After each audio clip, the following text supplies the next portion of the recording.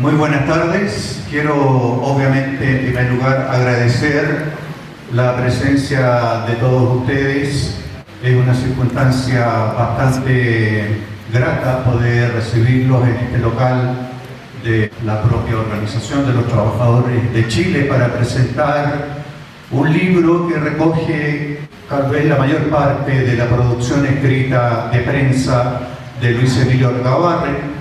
Hemos intentado incorporar nuevos hallazgos en materia de textos de prensa, hemos incorporado nuevos prólogos, hemos hecho una edición bastante más cuidada del trabajo de presentación de este libro, así es que esperemos que sea un texto valioso, de consulta permanente, sobre todo de un personaje que con el tiempo se ha ido como olvidando, se ha ido de algún modo perdiendo en la memoria social chilena, y es necesario, tal vez en las circunstancias actuales en que vive el país, en que lo rescatemos, lo valoremos. Estoy muy contenta de estar acá, de compartir mesa con Daniel, con Sergio, y que conversemos de estas relaciones tan especiales entre pasado y presente, sobre todo en miras a pensar la vigencia de la obra de Recabarren. Bueno, hoy asistimos a la presentación de la tercera edición, que al igual que la anterior, la del 2015, reúne en un tomo exactamente 26 años de escritos de prensa que contienen, entre otras cosas, análisis coyunturales y elaboración teórica, siendo más de la mitad de la vida de Recabarren. Estos 26 años abarcan tanto su accionar político y social como en el naciente movimiento obrero, como su militancia en los partidos que darían origen a la izquierda chilena. Entonces, la pregunta que naturalmente todas y todos nos convoca hoy es: ¿por qué es pertinente revisitar, volver a leer unos textos que nos trasladan a las primeras décadas del siglo XX?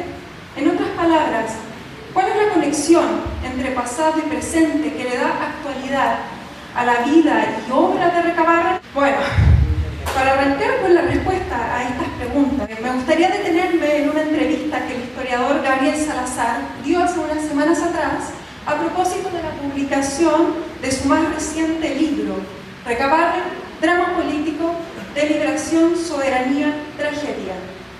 En esta entrevista planteó que Recabarren fue el único intelectual orgánico del pueblo chileno. ¿Qué quiso decir con esto? Que Recabarren trabajó y escribió desde el interior de la clase trabajadora, creando una teoría, a su parecer, local, sobre esencialmente la realidad chilena. Lo que Salazar valora es que, a diferencia de otros intelectuales de la izquierda contemporánea, en este trabajo teórico, Recabarren no habría usado, lo cito, ideologías extranjeras. Vale decir, el socialismo, el comunismo, trotskismo, etc. A la luz del libro que hoy presentamos, para mí esta visión, la de Salazar, es una visión tergiversada de lo que fue Recabarren. Vamos por partes. Ciertamente, Recabarren no fue un intelectual de escritorio. Al igual que otras y otros de su época, Recabarren fue un intelectual que habló y escribió, nótese, desde la clase obrera organizada y al calor de una época marcada por la crisis. Desde fines del siglo XIX sabemos que en Chile el desarrollo que estaba teniendo el capitalismo trajo consigo miserables condiciones de vida para miles de trabajadores. Por esto, y cómo no, proliferaron las protestas y las huelgas obreras, las cuales, y es necesario recordarlo, fueron reprimidas de forma implacable y muchas veces sangrienta. Lo que me interesa destacar es que esta situación, que se prolongó hacia las primeras décadas de la nueva centuria, llevó al surgimiento de las primeras organizaciones anarquistas y socialistas. Siendo decisión del Partido Demócrata, en 1912 el Partido Obrero Socialista, o POS, nació de la mano de un movimiento obrero que se estaba paulatinamente radicalizando. Como ha dado cuenta Sergio, aquí al lado mío, la militancia socialista casi siempre ocupó un lugar de vanguardia en las luchas sociales y su nivel de influencia finalmente se expresó empezó en su principal conquista, la dirección de la Federación Obrera de Chile, también conocida como FOCH. Así, el POS logró consolidar su inserción en la FOCH mediante una articulación que fue tanto social y cultural como política.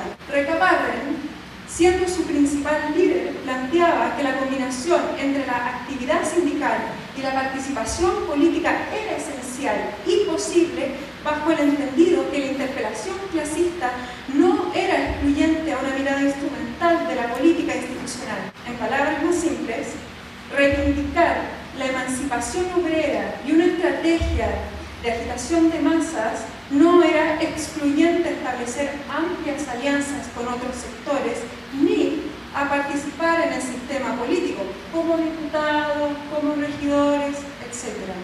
Esta concepción de la política, años después, la heredaría el Partido Comunista. No podemos olvidar que fue a partir de este lugar que Recabarren escribió. Como se puede apreciar en el libro, Recabarren estaba preocupado de la organización de las y los trabajadores. Y digo las porque a él también le interesaba incorporar a las mujeres.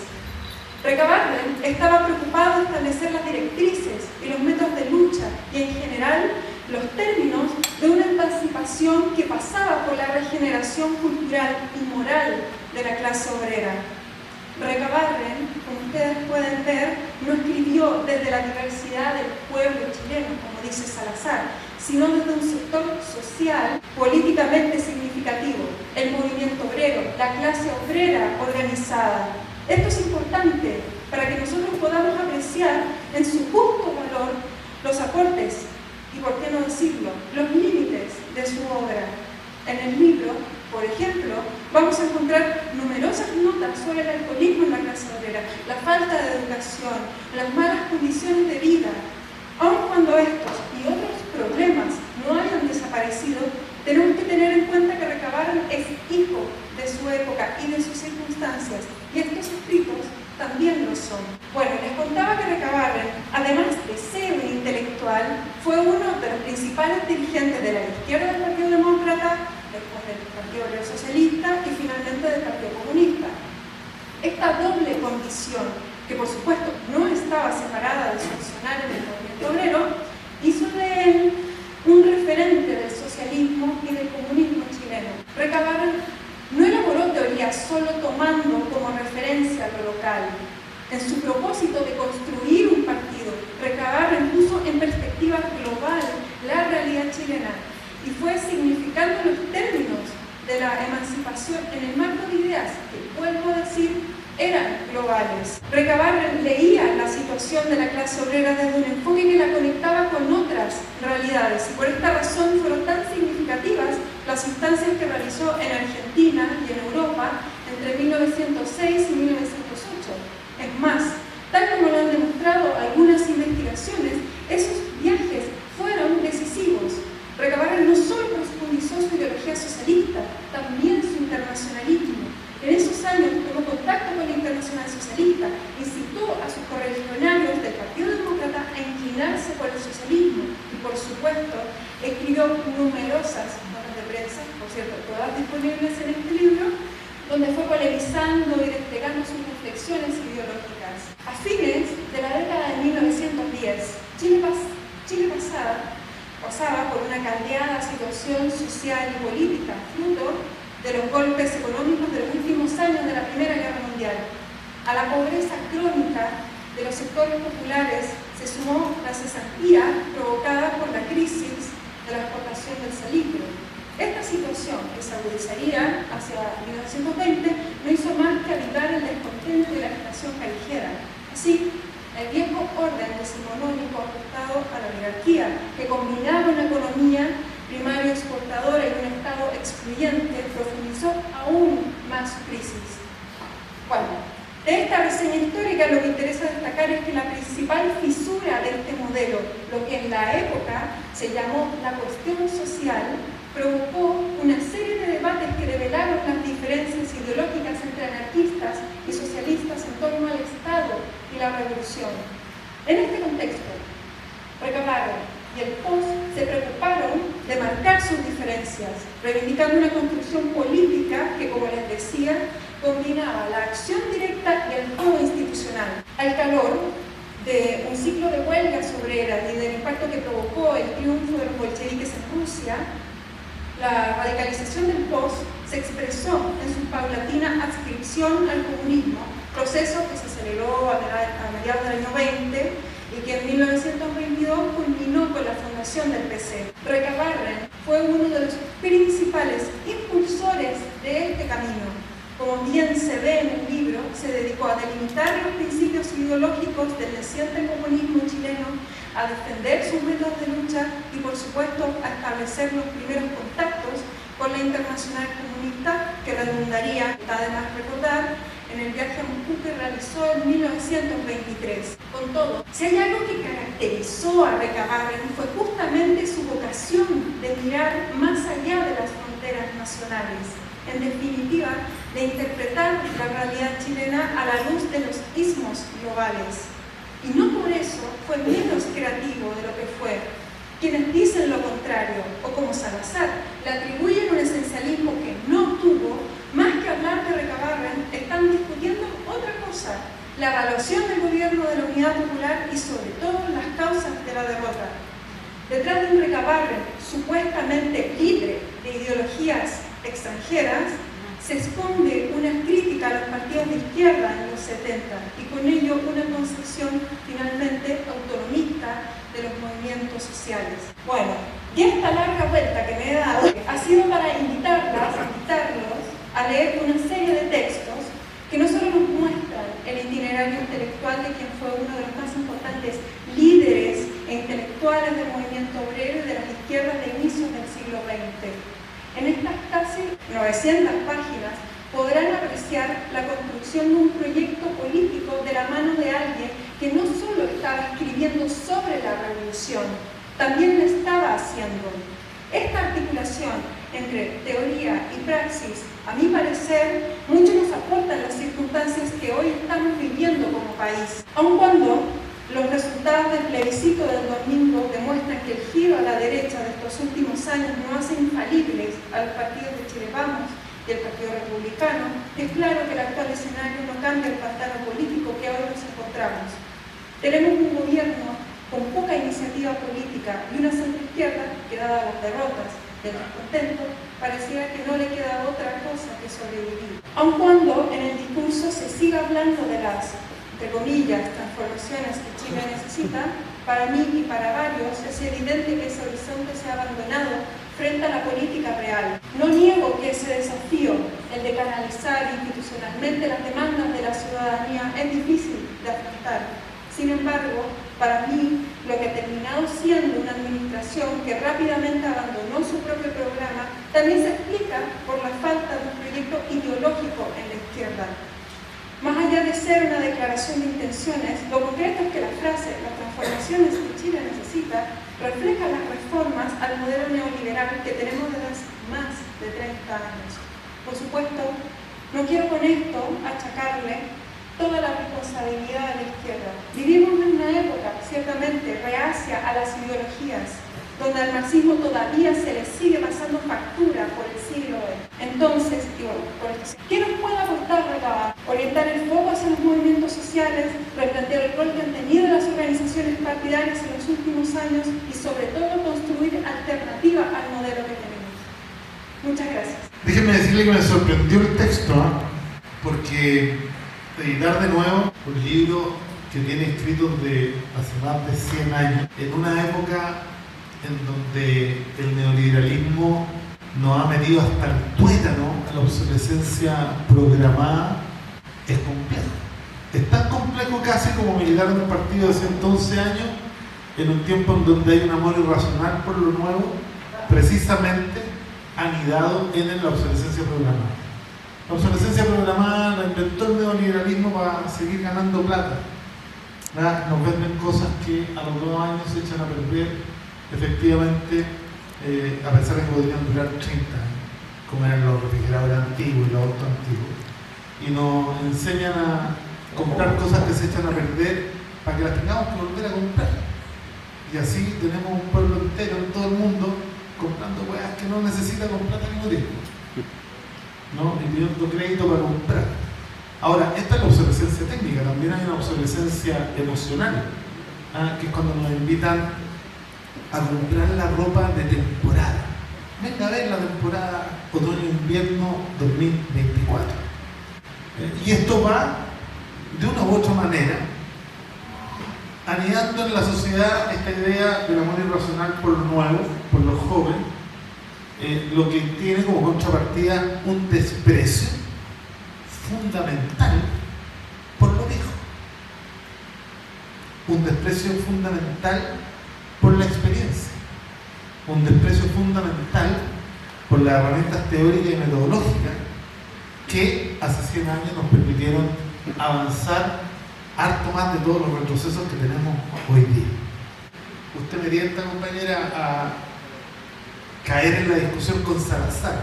Yo solo voy a decir algo muy corto acerca de Salazar, ¿no? Marx decía que se había acabado de los tiempos de solo interpretar el mundo y que había que transformarlo. Yo la verdad es que a Salazar nunca lo he visto trabajando para transformar el mundo. Sí, muy preocupado, y yo soy un lector de la mayor parte de su obra, pero siempre en el mundo de la interpretación.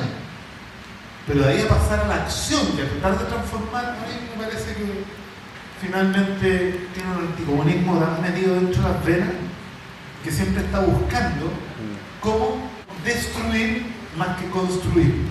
Entonces yo voy a partir respondiendo algunas de las cosas que escuché a la compañera que nos acompaña. O sea, pero no la dice ella, sino que cuando le contesta a Salazar, que estoy completamente de acuerdo contigo. Pensar que Recabarren no tenía influjo de ninguna ideología extranjera, que además parte de una concepción antropológica y además una concepción de mundo completamente distinta al marxismo, ¿no? Si uno termina con la separación un poquito forzada que algunos historiadores y filósofos tienen entre el Marx viejo y el Marx joven, entonces el Marx viejo escribe economía, el Marx joven escribe filosofía, y la Unión Soviética le enseñaron a todo el mundo a despreciar al Marx joven que escribe filosofía y meterse solo con el Marx viejo que escribe economía, y así podemos hacer el fracaso de la experiencia soviética.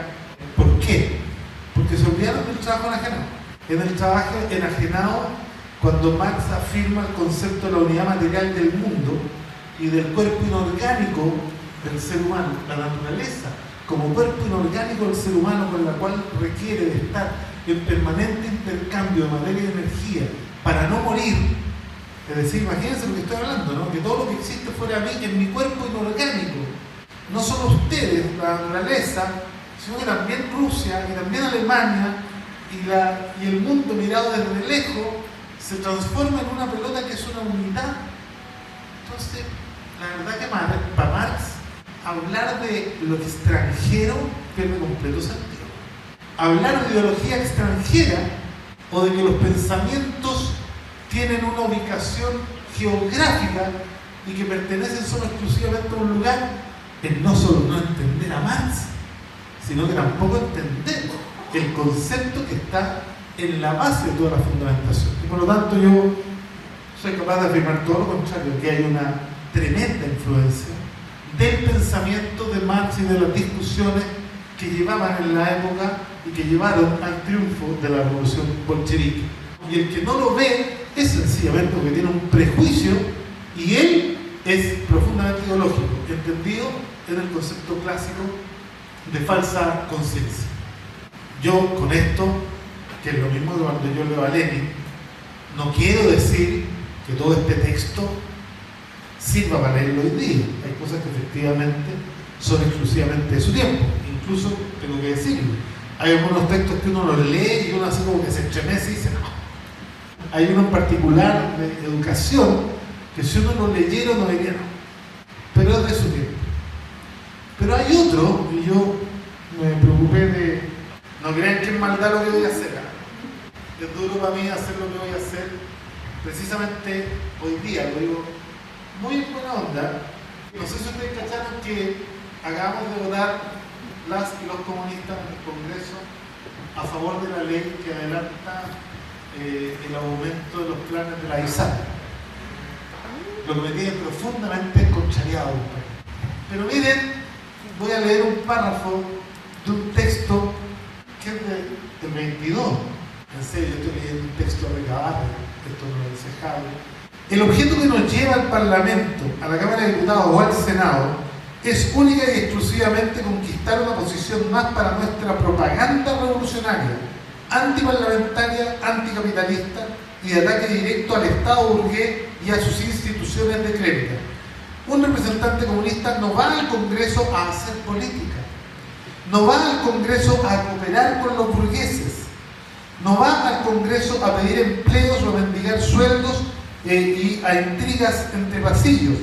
El parlamentario comunista, investido de la representación de un partido serio que encierra en sí la aspiración y la voluntad de las masas, ya no sumisas, va a la Cámara a destruir, a despedazar, con su crítica libre y severa, la dialéctica jesuítica y sofística de los representantes burgueses y a iluminar con el resplandor de la doctrina comunista los problemas reales que nos acosan.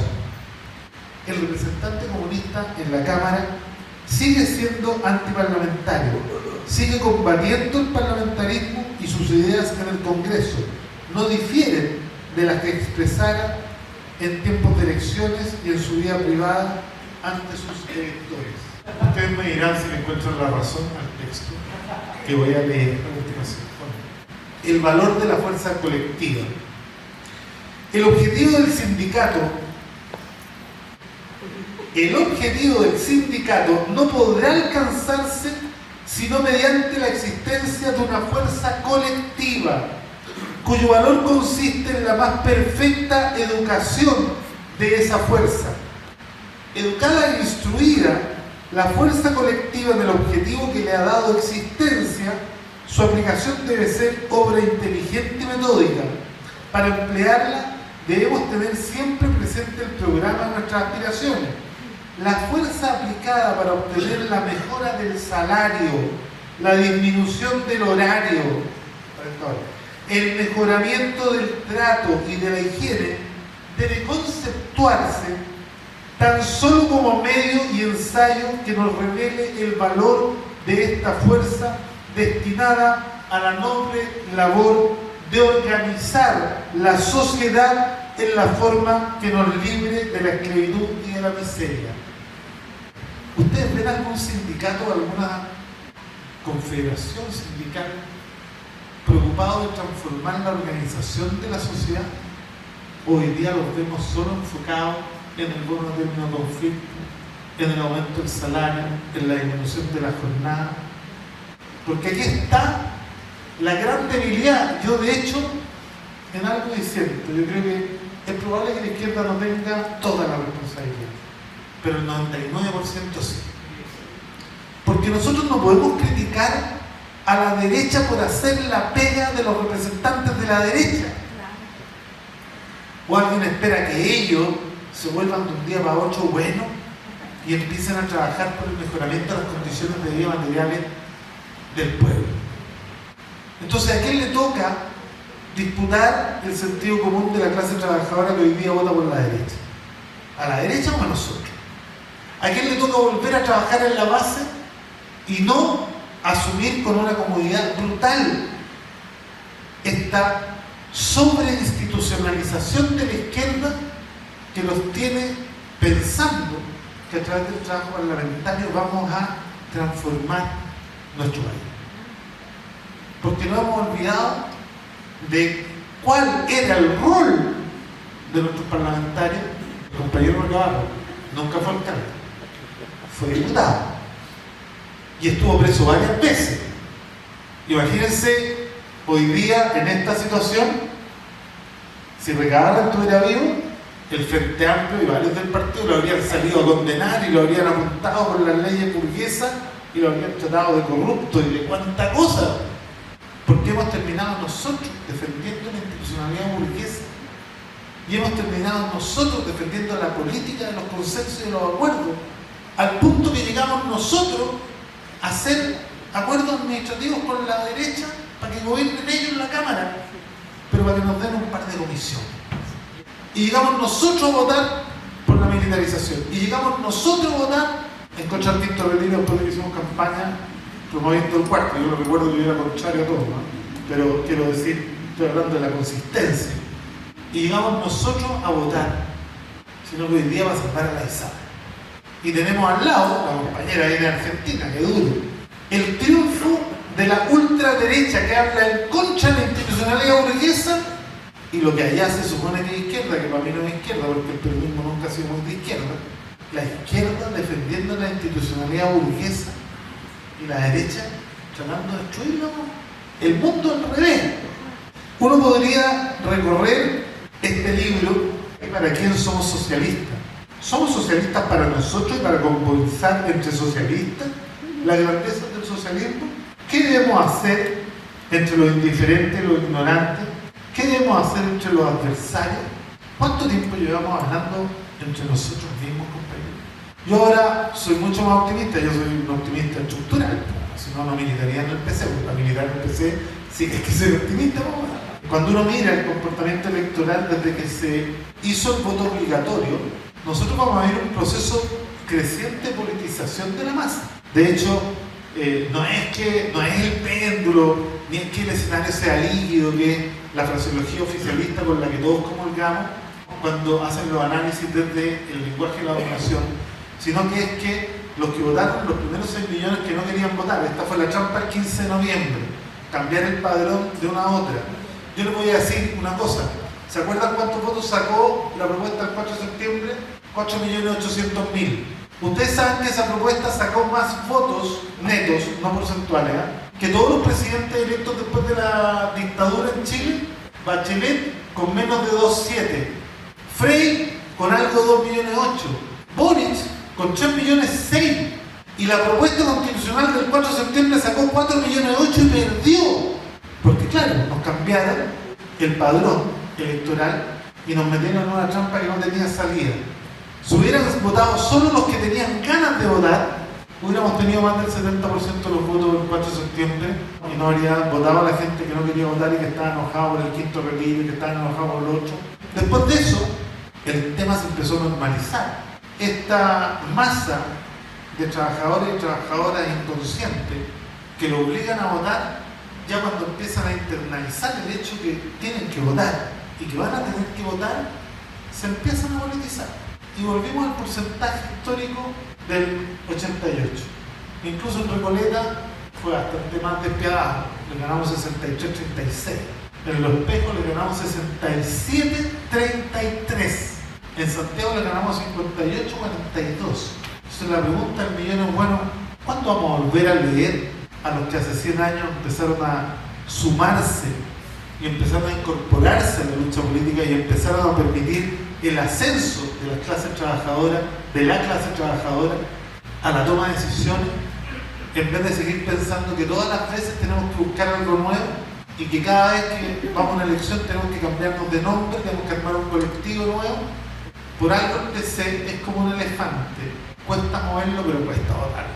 Votar un elefante hace 11 años es mucho más difícil que todos estos partidos nuevos que nacen y desaparecen de un día para otro y que tal como suben, bajan diciendo que son superiores moralmente, diciendo que son la nueva política, diciendo, pero compañeros, ellos no tienen la culpa la tenemos nosotros. La responsabilidad de habernos alejado del pueblo la tenemos nosotros. La responsabilidad de estar haciendo un sindicalismo efectivamente completamente desideologizado y comulgar hasta el día de hoy, voy a decir, una brutalidad en esta casa. Seguimos comulgando con la autonomía sindical que nos impuso Plotario Bless, compañero. Discúlpenme que lo diga, pero yo al menos no estoy de acuerdo. Si el mundo sindical sigue insistiendo que son autónomos de todos los partidos políticos y que no hay política, que uno puede ser sindicalista también de extrema derecha. Recuerden que los republicanos hoy día están disputando los sindicatos. Cualquiera puede ser sindicalista, hasta los que luchan en favor de los empresarios. Yo creo que hay que discutir algunos conceptos que creo que han sido exprofesos puestos sobre nuestras organizaciones en el lenguaje de la dominación. Me parece un ejercicio y un esfuerzo notable, maravilloso. Yo lo felicito porque además debo reconocer algo. Recabarren, si algo tiene, es que a pesar de haber sido parlamentario, fue un hombre que entendía que lo central estaba en lo local, que lo central estaba en las municipalidades, en las mancomunales, en los sindicatos y en el trabajo de cambiar la organización de la sociedad trabajando en la base. Y por lo tanto puedo decir con mucho orgullo que si hay algo que Recoleta tenga en la inspiración de nuestro padre fundador, en la base de cada una de las políticas que hemos diseñado.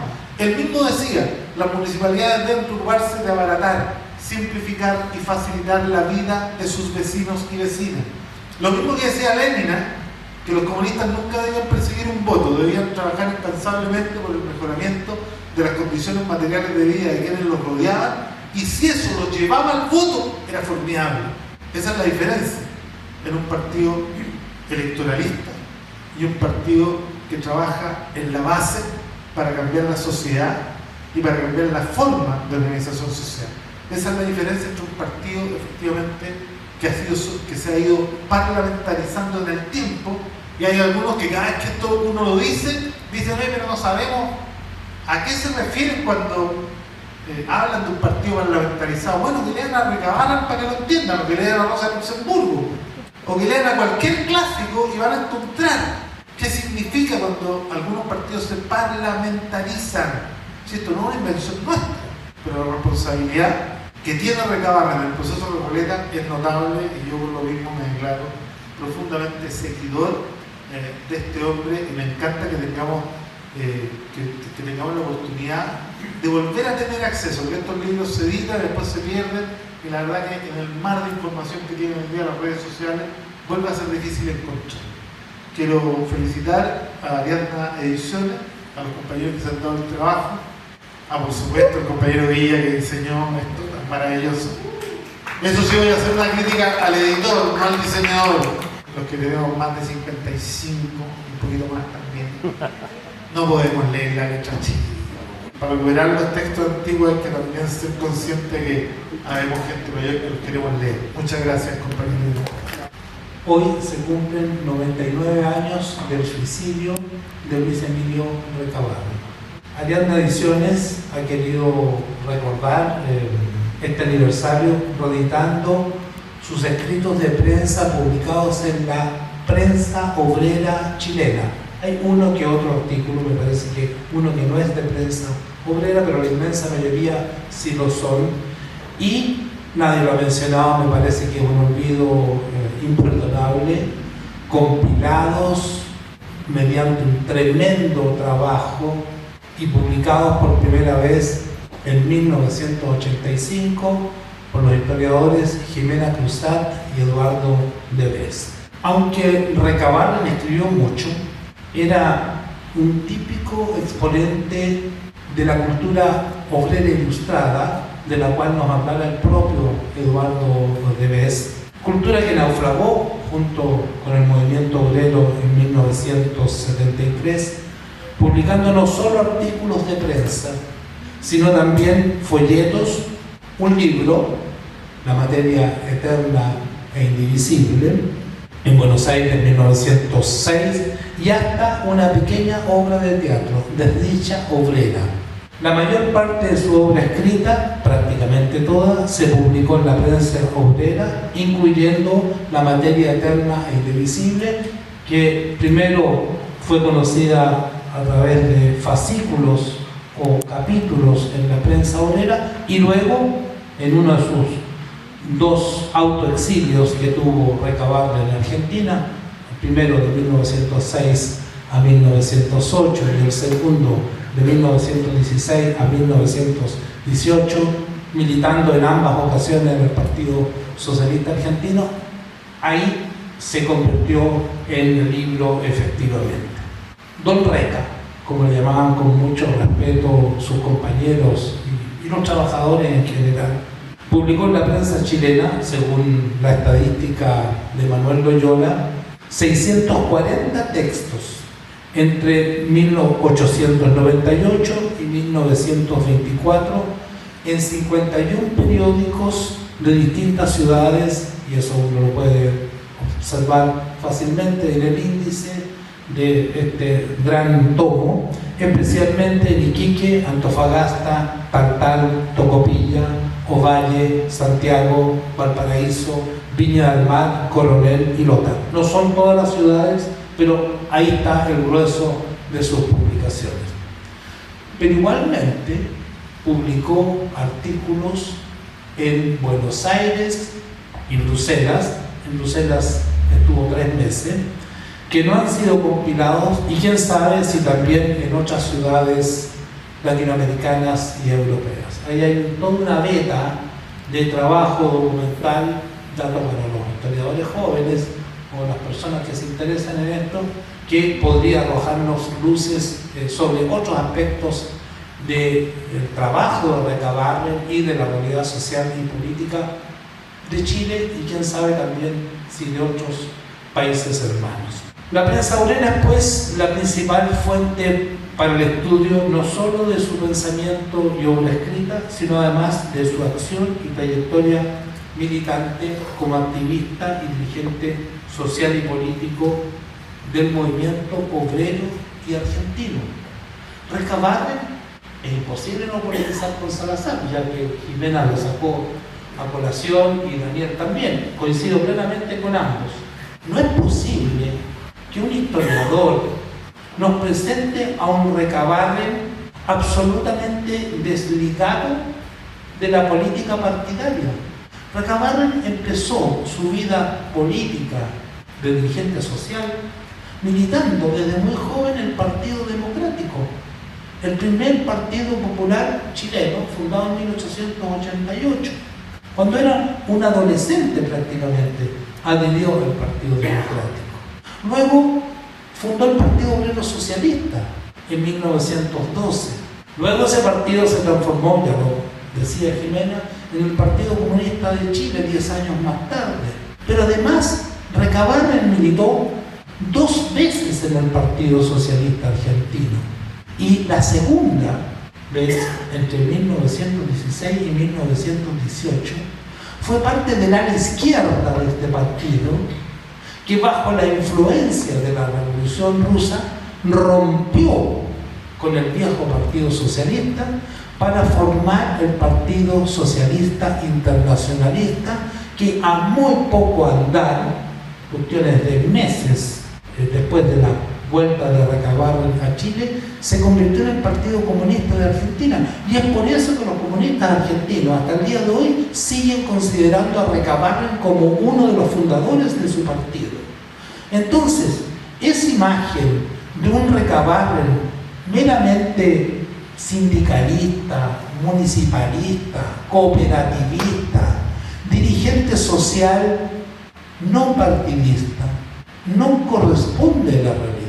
Del mismo modo como tampoco, y Jimena lo refutó muy bien, tampoco corresponde a la realidad esta imagen del intelectual orgánico puramente endógeno, que no recibió ninguna influencia ideológica de ningún tipo. Recabarren fue marxista, pero no nació marxista, nadie nace marxista, se hizo. ¿Cómo se hizo marxista? A través de las luchas sociales y políticas de su tiempo. Sufrió una evolución. Si ustedes se fijan, en el primer artículo de prensa que publicó Recabarren en su vida, que fue una carta a un diario, La Hora me parece, creo que un diario ligado al Partido Radical. El primer documento que aparece acá es un texto muy crítico, yo creo que injustamente crítico, de Recabarren contra Luis Olea. ¿Quién era Luis Olea? Luis Olea era un joven anarquista, uno de los 3 fundadores de la corriente anarquista chilena, junto con Magno Espinosa y Alejandro Escobar y Carballo, y Recabarren lo trata de lo peor. Dice, nosotros somos socialistas, 1898. Recabarren era militante del Partido Democrático, creo que ya era su secretario general, o tenía puesto ya de dirección. Dice, pero no a la manera de gente como Luis Olea, que no tienen respeto por nada, que invocan al uso de la violencia, etc. O sea, el primer socialismo de Recabarren era un socialismo muy tenue, muy moderados, podríamos decir hasta muy amarillo.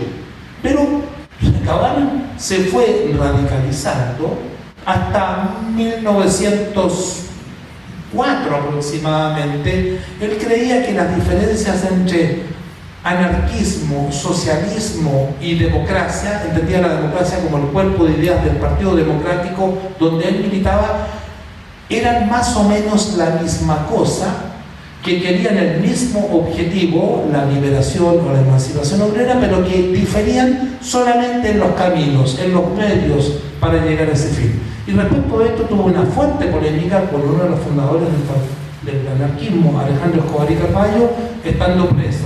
Recabarren estuvo 8 veces preso en su vida, porque Escobar y Carballo lo interpeló, le dice: ¿usted es anarquista, es socialista, es demócrata? Tal vez en las 3 cosas al mismo tiempo. Probablemente usted ni siquiera lo sabe.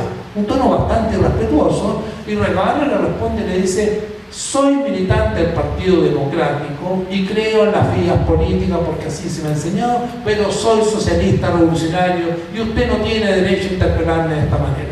Bueno, la historia falló a favor de Recabarren. Tanto es así que al año siguiente el mismo joven Escobar y Carballo pactó con el propio Recabarren su ingreso al Partido Democrático para reforzar el ala socialista que estaba liderada por Luis Elías. Bueno, este es un paréntesis para decir que esta visión de Salazar, pero esta visión de Gabriel sobre Recabarren realmente es insostenible. Es decir, cualquier examen medianamente acucioso de la documentación de la época echa por tierra la visión que él tiene. Bueno, cierro este largo paréntesis. Para Recabarren, la prensa obrera era un instrumento de lucha de la mayor importancia. Cito a Jimena Cruzat y Eduardo Debes en la primera edición, cuando ellos presentan su compilación. Dicen que don Reca fundó algunos periódicos, escribió muchos más, los utilizó para avisar, difundir, proclamar e incentivar. Los periódicos le dieron renombre, crearon una aureola en torno a su persona, le ayudaron a realizar su tarea y a expresar sus pensamientos.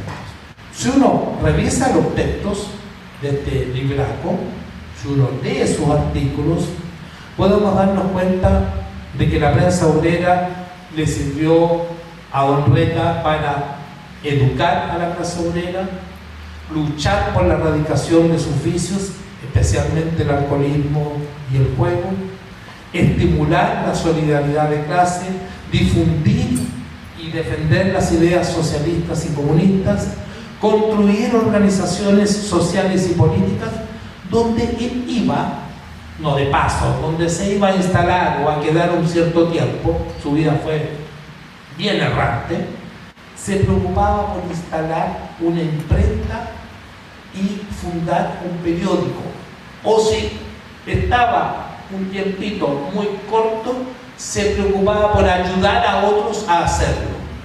La prensa obrera también la usó para denunciar la explotación y los abusos de patrones, policías y autoridades, para incentivar el internacionalismo proletario entre los trabajadores chilenos, dándoles a conocer la situación del movimiento obrero y de las organizaciones revolucionarias en países como Argentina, Rusia y otras de Europa, para apoyar la actividad electoral de sus partidos, los partidos en los que él militó sucesivamente: Partido Democrático, Partido Obrero Socialista, Partido Comunista de Chile, Partido Socialista de Argentina, Partido Socialista Internacionalista de Argentina, y para un sinfín de tareas y objetivos convergentes en lo que definió en 1907 en una declaración de principio para ser discutida en el Partido Democrático, porque él estaba dando aún una lucha, como, lo cito textual, la completa emancipación de la clase trabajadora, es decir, la abolición de todas las clases sociales y su conversión en una sola de trabajadores, dueños del fruto de su trabajo, libres, iguales, honrados e inteligentes. Hay una parte de esta oración que me llama mucho la atención. la abolición de todas las clases sociales y la conversión en una sola de trabajadores. Eso es el comunismo, pues.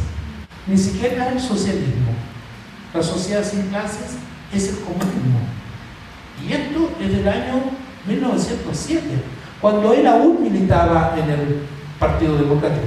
No estoy sosteniendo que Recabarren ya en 1907 fuera comunista o se sintiera comunista, pero pareciera ser que instintivamente ya estaba emprendiendo o radicalizando su evolución en dirección del comunismo, que no era cuestión de tiempo, de que su práctica social y política y que las influencias que él recogió durante su estadía en Argentina y su primer viaje a Europa, que datan de este periodo, de 1907, recordemos, entre 1906 y 1908 él militaba en Argentina, y ahí fue cuando viajó por primera vez a Europa y tomó contacto con el buró de la Segunda Internacional o la Internacional Socialista en Bruselas, ciudad en la cual se quedó durante 3 meses.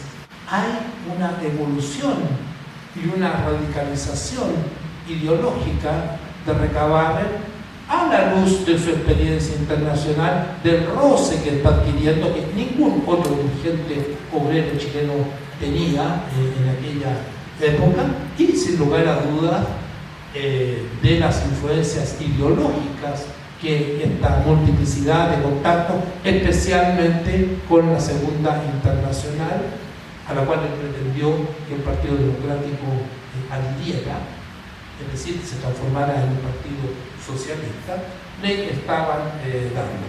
No es posible disociar la labor de periodista obrero de Recabarren de otras dimensiones de su trabajo social y político. La imprenta y el periódico eran el eje central de su actividad de educación, agitación, propaganda, organización y movilización de los trabajadores. Casi siempre el local de la imprenta era también la sede del periódico de la Mancomunal, del sindicato o de la Federación Obrera, la FOCH, además del partido. Cuando el local reunía las condiciones mínimas, servía para impartir conferencias públicas y organizar veladas culturales para los trabajadores y sus familias. Lo social y lo político se fundían estrechamente en el pensamiento y acción de don Reca, siempre empeñado en difundir por medio de su oratoria y de la palabra escrita con moldes de tipografía el ideal de la emancipación de los trabajadores. Pero la prensa obrera de aquella época no solo sirvió a Recabarren para avanzar en el camino de la redención de la clase trabajadora a la que consagró toda su vida. También nos sirve esta prensa para estudiar y comprender su propia trayectoria, su evolución política, de la cual he dicho algunas pocas cosas, a la par que ciertos fenómenos que, guardando la distancia de vida del siglo transcurrido desde entonces, pueden servirnos de referencia para guiarnos en las luchas de nuestro tiempo. Los elementos y ejemplos que podemos encontrar acá son numerosísimos, con el debido resguardo que señalaba Daniel de que no es copiar y pegar, ¿no es cierto? Hay que juzgar qué es lo válido, qué es lo que sigue siendo válido, de aquellas cosas que ya claramente no lo son y de otras que probablemente tienen elementos rescatables y que podemos crear de manera creadora, utilizar como insumos para la política, para la acción social y política de nuestros días. Esto es para los que creen en la necesidad del instrumento político, del partido político o de la organización política. ¿Qué es el Partido Comunista?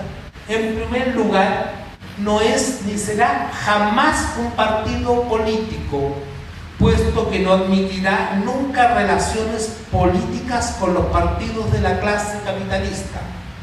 La acción electoral solo la admitimos como un instrumento de lucha y con carácter revolucionario, nunca con carácter político.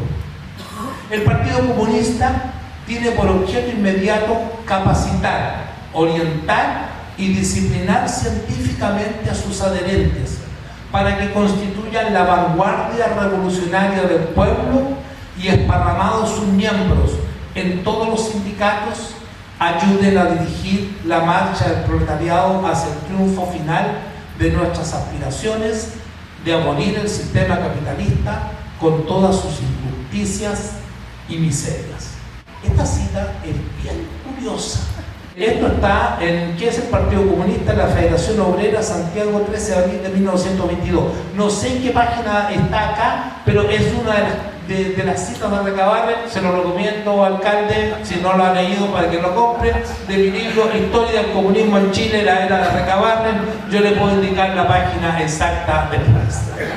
Esto es bien curioso, porque Recabarren dice, en primer lugar, no es ni será jamás un partido político. ¿Qué es el Partido Comunista? Es la primera pregunta que él se hace. Pareciera que Recabarren, en 1922, cuando ya el POS se ha transformado en un Partido Comunista de Chile y está pidiendo el ingreso a la Internacional Comunista, no le van a dar la pasada como miembro pleno, sino hacia 1928, me parece, porque lo tuvieron como partido simpatizante con derecho a voz en los congresos de la Internacional, pero no derecho a voto, porque el partido no cumplía con las 21 condiciones draconianas que le impuso para el ingreso a la Internacional. Entre otras, porque no tenía la organización celular, ya era achoclonado todavía.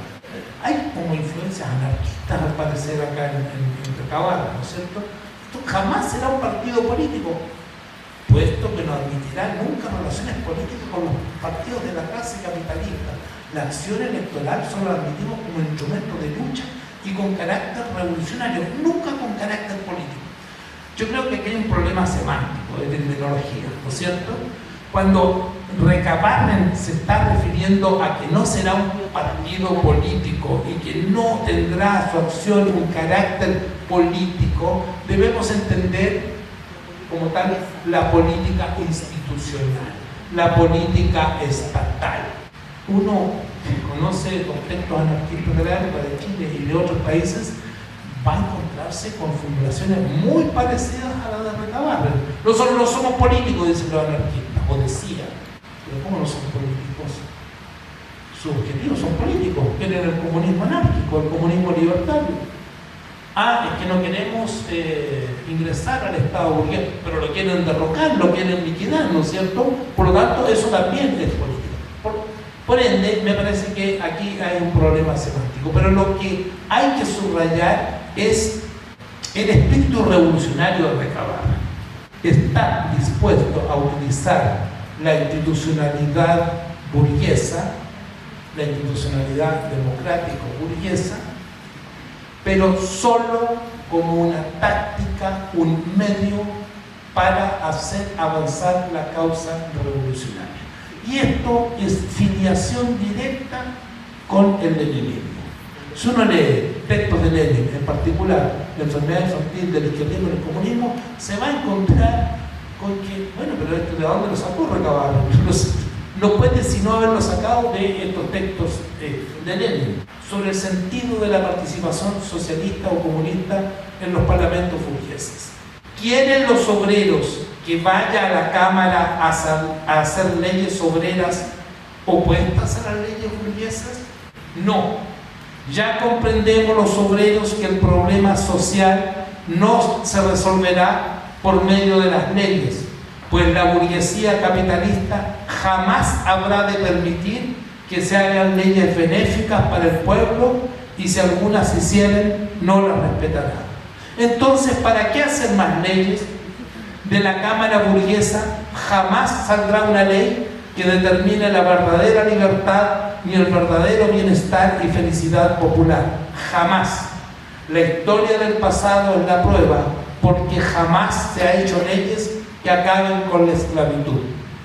Si la representación socialista fuera al Congreso a contribuir a la dictación de nuevas leyes, no iría a obtener la verdadera libertad que necesitamos, ni a obtener verdadero beneficio para la familia obrera. Cualquier ley que un diputado socialista obtuviera con apariencias beneficiosas no serviría para nada para el pueblo, puesto que nunca han servido, y en cambio contribuiría a mejorar las condiciones del Estado capitalista, postergando y retardando la verdadera emancipación popular, a la vez que haciendo confiar al pueblo en esperanzas que jamás se transformarán en bienestar social. Esta cita, la anterior, la que leyó Daniel Jaude, son clarísimas. Cada cual las interpretará a su manera y hará los contrapuntos necesarios con el presente y comparará en qué medida quienes se dicen sus sucesores, o incluso sus hijos de Recabarren, están aplicando una política que al menos en sus grandes líneas puede ser considerada como recabarreana en este y otros aspectos. Esta es la prueba de que la historia no es solo pasado, es pasado, presente y futuro.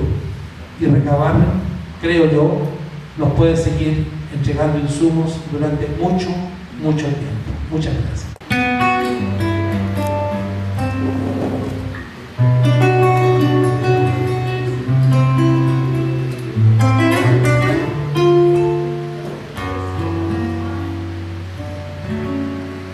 Pongo en tus manos abiertas mi guitarra de canto, martillo de los mineros, arado del labrador. Recabarren, Luis Emilio Recabarren, simplemente doy las gracias por tu luz, con el viento de la pampa, tu voz sopla por el centro y por el sur.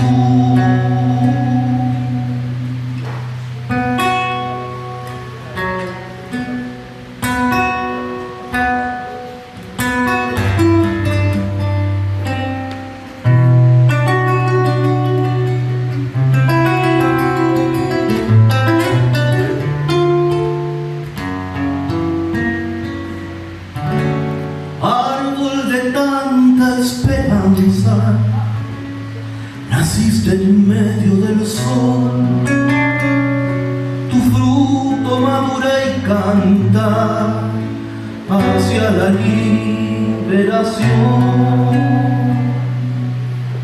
Recabarren, Luis Emilio Recabarren,